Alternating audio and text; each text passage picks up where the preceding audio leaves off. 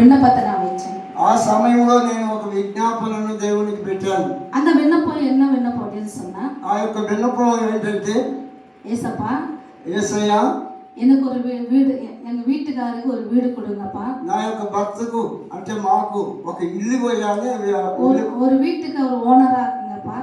ఒక ఇంటికి నా భర్త ఓనర్గా ఉండాలని, ஒரு కంపెనీకి ఓనర్ ఆగணும், ఒక కంపెనీకి ఆయన ఓనర్గా ఉండడానికి, పెద్దగా ఉండడానికి, அப்படி ஒரு விண்ணப்பத்தை நான் வச்சேன். అలాంటి కోరికలు కానీ విజ్ఞాపన కానీ ప్రార్థన కానీ నేను இங்கே தானியேலுக்கு சொல்றாரு, நீ நீ நீ వేడుకల తొడగిన పోదే, నీవు దానియేలుతో అంటున్నాడు, నీవు ప్రార్థన చేయడానికి ప్రారంభించినప్పుడు நான் கட்டளை இட்டேன், నేను నీకు ఆజ్ఞ ఇచ్చాను.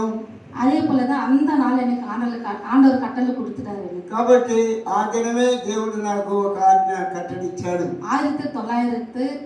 1997 நான் வச்ச విన్నపం, 1997వ సంవత్సరంలో வச்ச విన్నపం, ఆయన పెట్టిన సిస్టర్ పెట్టిన విన్నపాన్ని ஒரு 8 வருஷத்துக்கு ஒரு வீட்டுக்கு ఓనర్ ఆకిட்டாరు ఆండవర్. కాబట్టి నా భర్తను 8 సంవత్సరాల తర్వాత ఒక ఇంటికి ఓనర్గా పెద్దగా పెట్టాడు.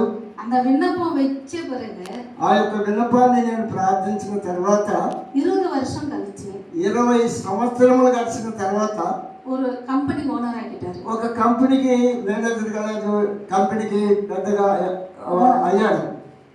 அப்போ ஆண்டோட சமூகத்துல வச்சு விண்ணப்பம் நம்ம மறந்தாலும் ஆண்டவரை மறக்க மாட்டாரு. కాబట్టి దేవుని యొక్క సన్నిధిలో నీ కష్టాలు, నీ సుఖాలు, నీ అవసరాలు దేవుని సన్నిధిలో ప్రార్థన చేసినప్పుడు దేవుడు తప్పనిసరిగా ఆలకిస్తాడు. 20 సంవత్సరాల తర్వాత కూడా அந்த విన్నపం నెరవేర్చింది.